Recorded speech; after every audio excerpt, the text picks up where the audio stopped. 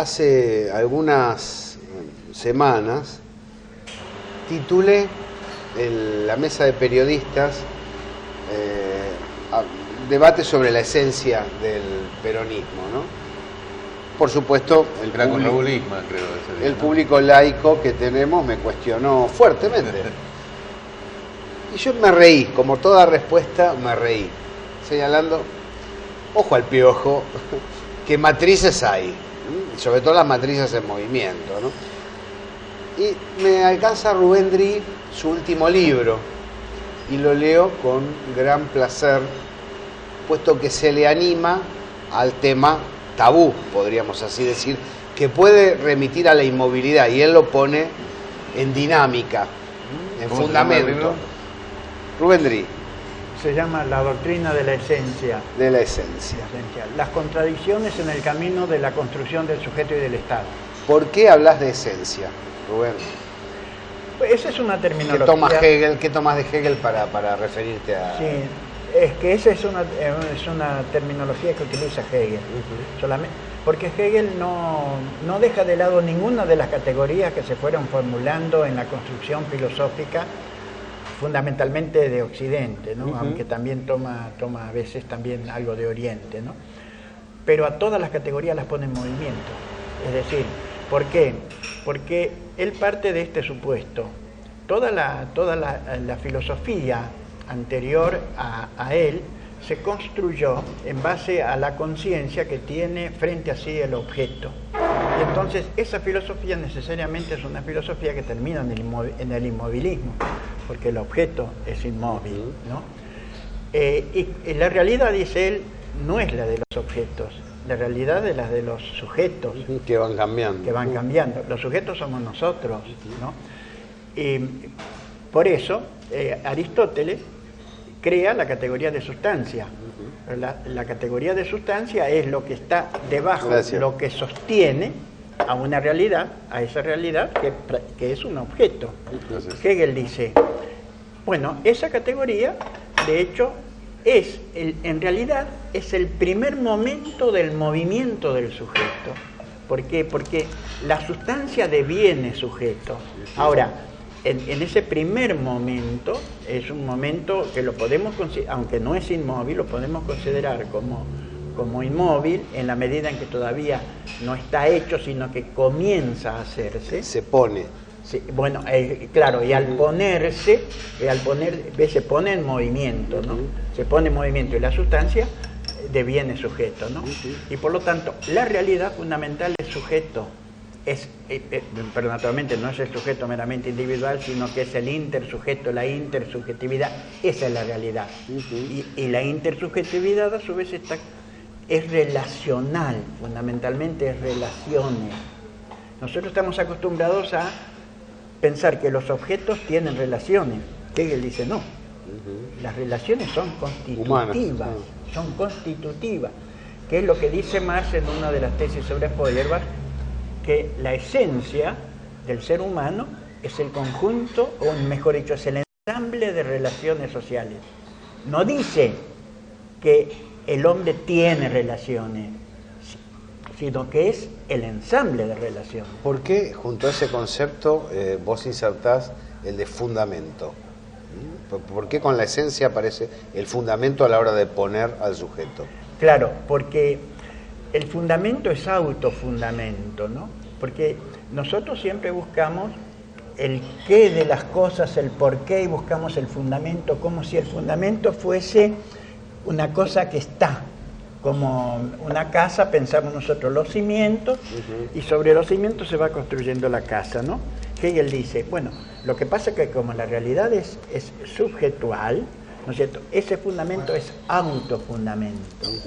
O sea, es el sujeto que se autofundamenta, ¿no? Ahora, Marx, que tuvo mucha influencia de Hegel, de alguna forma lo que usted está diciendo, Rubén, se me ocurre, simplemente incursiono en un campo que no manejo en profundidad, entre lo que dice Marx, entre los medios de producción y las relaciones de producción. Sí. ¿No? Puede haber una vinculación entre ambas cosas. Evidentemente hay una vinculación, solamente que, claro, pasa lo siguiente, que tanto Marx como Hegel, de hecho, distinguen entre lo que es el momento del entendimiento o el momento del intelecto, del entendimiento y el momento de la razón, ¿no? El momento, yo para poder, a ver, nosotros no somos los mismos, desde lo que hemos sentado acá hasta este momento ya hemos cambiado, somos distintos. Ahora, ninguno de nosotros deja de ser quien es, claro. Deja de ser quien es, pero además no tiene la experiencia inmediata de eso. Pero, ¿cómo hago yo para comprender que desde que entré acá hasta ahora ya soy distinto? Yo tengo que paralizar al sujeto, paralizarlo y ver... En vez de la película, la foto, algo cristalizado. Muy bien, la foto. Y ver la foto y analizar la foto. Y después entra la razón y la pone en movimiento. ¿Ves?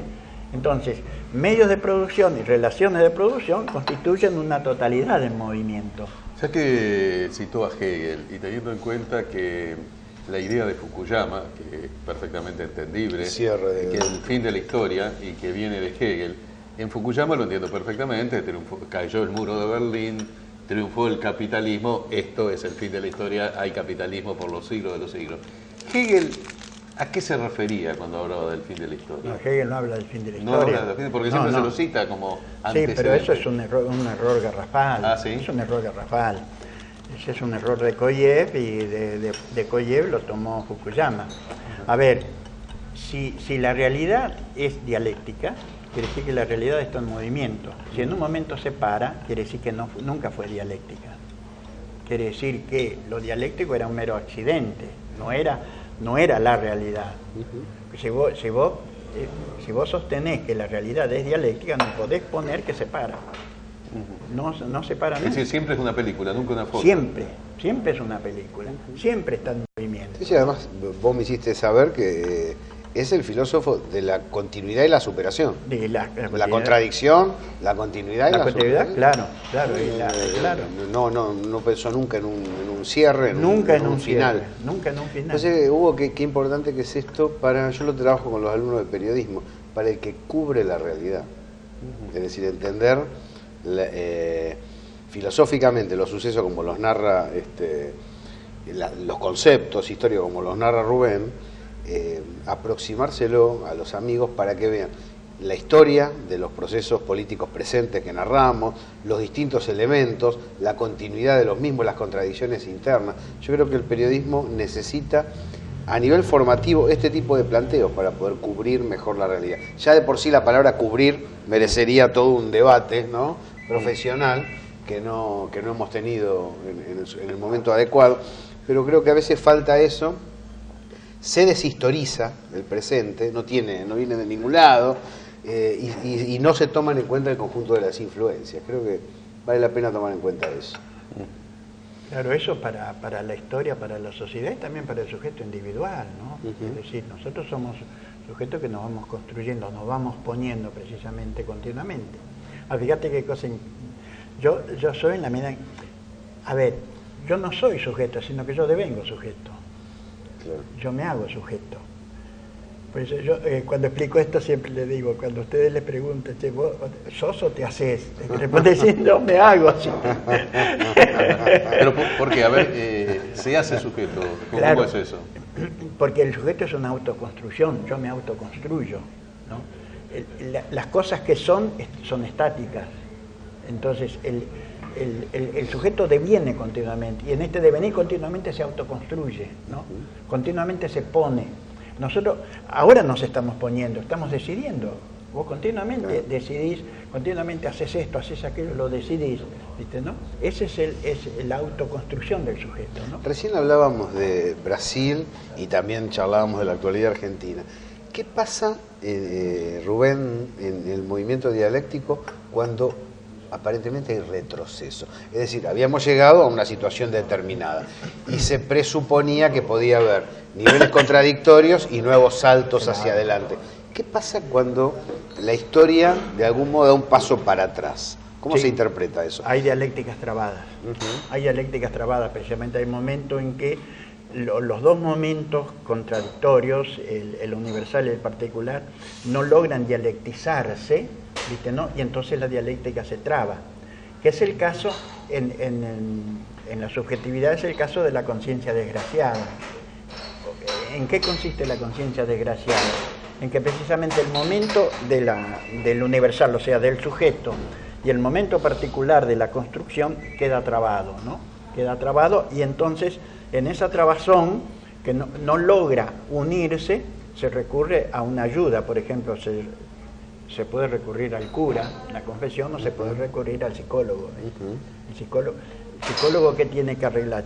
Tiene que arreglar precisamente algo que no logra saldarse, ¿viste? La superación, no logra la superación. Y eso pasa, bueno, en los momentos históricos, ¿no? Pero tomo lo de Gabriel. Esto es desde una visión de la historia. Para el macrismo, la historia recién está avanzando después de haber retrocedido a lo largo de 12 años, después del observador. Desde donde se mire. Desde donde se mire, ¿no? Claro. Bueno, no, está bien, está bien. Lo que sucede es lo siguiente, que en la visión hegeliana, en la visión marxiana, para no meterme directamente en corrientes marxistas, en la visión marxiana, nosotros la vemos desde una determinada concepción del ser humano, de la humanidad. Es decir, la historia avanza, o la sociedad avanza en la medida en que se conquistan nuevos derechos, en que hay nuevos avances, etcétera, ¿no? Entonces esa naturalmente es una posición. Vos tenés desde otra posición, naturalmente que vas a tener otra visión, ¿no?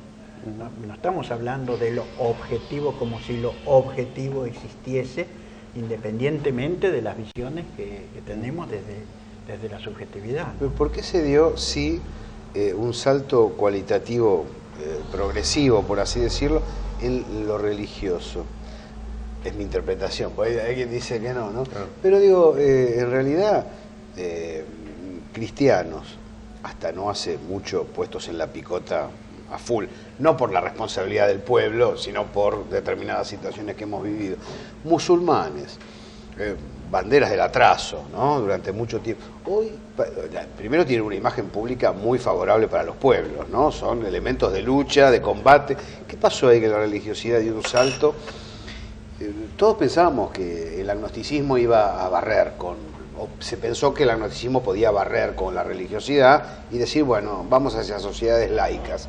Y es curioso, pero las sociedades religiosas son muy rebeldes frente al imperio, son muy combativos, muy progresivos. Bueno, es el ejemplo tanto en Cuba como en el socialismo real. China. Se lo pudo sacar de la escena a la religión, pero la religión persistió en el pueblo, está clarísimo. Y incluso en Cuba tenés todas estas culturas, religiones por afuera de las tradicionales. Claro, pero ninguna de ellas, es importante lo que señalan, pero ninguno de esos elementos religiosos operó como conservador, operó como reaccionario, porque lo que se preveía era, quedan adentro de la revolución, ¿no? Ahora, cuando emergen, van a ser para tirar para atrás. No tiran para atrás, siguen traccionando en un sentido popular. Es curioso eso que ha pasado. Sí, lo que pasa es que la dialéctica no es determinista. Claro. Por eso la dialéctica puede avanzar o retroceder, ¿no? Claro. Por eso hay retroceso, hay destrucciones, por ejemplo, hay dialécticas muy trabadas, entonces y destructivas, ¿no? Entonces hay avances y retrocesos, ¿no? Por eso que no puede haber tampoco un fin de la historia o no necesariamente viene el comunismo, ¿viste?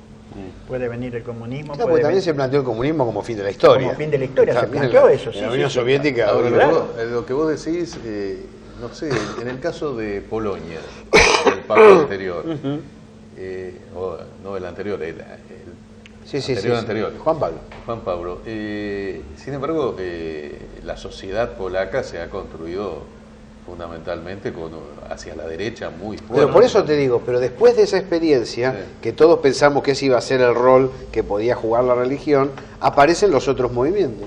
Después de la experiencia de Juan Pablo II, pero vos decís desde el Vaticano. Digo que la influencia de la religión en Polonia más bien me da la impresión, visto desde la distancia, que más bien es como si la influencia de Aguer, de Monseñor Plaza, fuera fundamental. A ver el experto que nos dice. Quien vio realmente la realidad de Polonia fue Rosa Luxemburgo.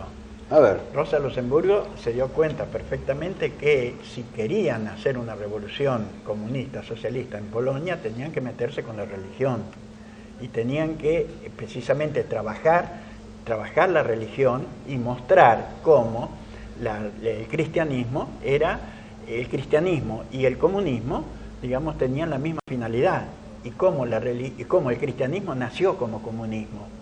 Y eso está en el Socialismo y las Iglesias, que escribe Rosa Luxemburgo, muestra cómo las primeras comunidades cristianas eran comunistas, ¿no es cierto? Y cómo el clero finalmente después traicionó. Y por lo tanto, cuando... El clero vendría a ser el estalinismo acá. Venía a ser el estalinismo, ¿sí? Claro. Entonces, pero muestra cómo cuando los curas, cuando el clero traiciona realmente a ese proyecto, ¿no es cierto?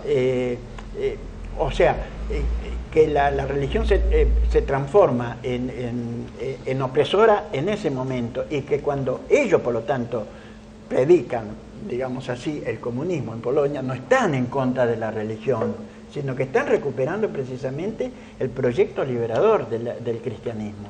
Eso lo explica Rosa Luxemburgo, porque se daba cuenta que la identidad polaca se construye con el catolicismo. El error ahí consistió en blanco-negro, en contrastar los proyectos. Exacto, claro.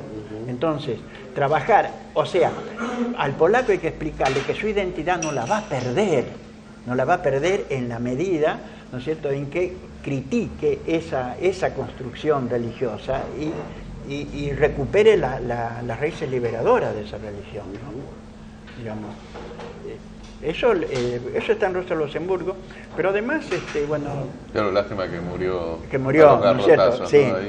exactamente. Bueno, pero hay incluso en el marxismo de la primera o segunda ola, digamos así, hubo alguna mirada sobre el cristianismo muy progresista. Por ejemplo, la de Engels. Engels es el primero que ve el Apocalipsis realmente como un texto en contra del Imperio Romano, ¿no es cierto? Muy fuerte en contra del Imperio, ¿no? Eso se perdió después, naturalmente, pero se puede recuperar de toda una bibliografía del primer marxismo, nada, digamos, de Kautsky. Kautsky hace un análisis muy interesante. ¿Cuánto hay de azar en la historia, no? Así. No, sí. A mí siempre me llama mucho la atención el azar en la historia, y te lo tomo, bajamos a la política tierra argentina, y fíjate esto de Macri. Macri llega a la presidencia de Boca el día en que Boca pierde 6-4 con Racing, y le gana a la fórmula Alegre-Heller, que fue realmente la fórmula o la pareja gobernante que sacó a Boca de un estado de quiebra, al punto tal que recuerden que Boca llevó la camiseta a poner los números con marcador. Sí, esto no hay antecedentes. Racing creo que también tuvo una situación más o menos parecida. Y los primeros directores técnicos que elige Macri son por encuesta.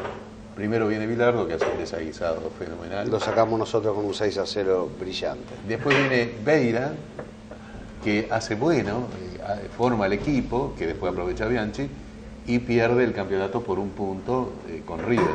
No solamente que Boca no salía campeón, había consumido la mitad del mandato Macri, y no había salido campeón, sino que además River ganaba todo, que es lo peor que le podría haber ocurrido. Entonces piensa en designar a Pasarela. Hay negociaciones y demás. Pasarela a último momento retrocede, porque dice, bueno, aunque yo sea el hincha de Boca, yo soy símbolo de River. Y entonces Julio Grondona, que estaba muy presionado por el periodismo para designar a Bianchi al frente de la dirección técnica, le dice a Macri, che, ¿por qué no lo llevas a Bianchi? Y bueno, así entra Bianchi. De ahí se armó un ascenso meteórico. Y ahí Bianchi empieza a ganar todo. La carrera política de Macri se la salva Bianchi. Sí, la salva. Pasemos muchos años después. ¿Cómo gana las elecciones? La elección del 2015, Macri. ¿A quién designó primero en la gobernación para ser candidata a gobernadora de la provincia de Buenos Aires? A Gabriela Michetti. Y Gabriela Michetti, como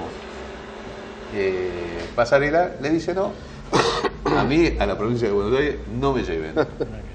Y ahí, es cierto que a diferencia de Bianchi, con el que siempre tuvo una relación muy complicada Macri, al punto tal que Bianchi lo desairó públicamente, a María Eugenia Vidal siempre la apoyó. Y entonces de sustituto entra María Eugenia Vidal. Y uno cualquiera podría prever en historia contrafáctica con Michetti era mucho más difícil ganar la provincia de Buenos Aires que con María Eugenia Vidal. Y fíjate, es el azar. Otro caso extraordinario fue el de Duhalde con Labaña. Fíjate que cómo lo designa Labaña. Y eso es algo que siempre me llamó la atención en un tipo que uno supone que maneja muy bien la parte interna, el entramado detrás del escenario, como puede ser Duhalde. Para elegir presidente, primero, ¿a quién buscaba? Buscó a Reutemann, que era otra versión de Menem. Buscó a De la Sota. Kirchner vino por eliminación de los otros.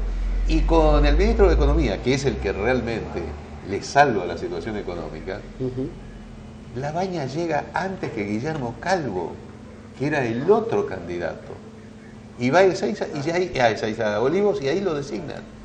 Calvo no fue designado porque perdió una combinación de aviones. Y fíjate vos que está claro que con todo lo que hizo Labaña, puede hacer Labaña, nada que ver con Guillermo Calvo. ¿Existe el azar, Rubén? Sí, existe el azar, sí. Sí, la historia no está así determinada, incluso dialécticamente, digamos, hay que admitir que después se recupera el proceso dialéctico, pero sí existe el azar, sí. De hecho, los ejemplos que aquí el compañero acaba de hacer me parece que son muy significativos, ¿no?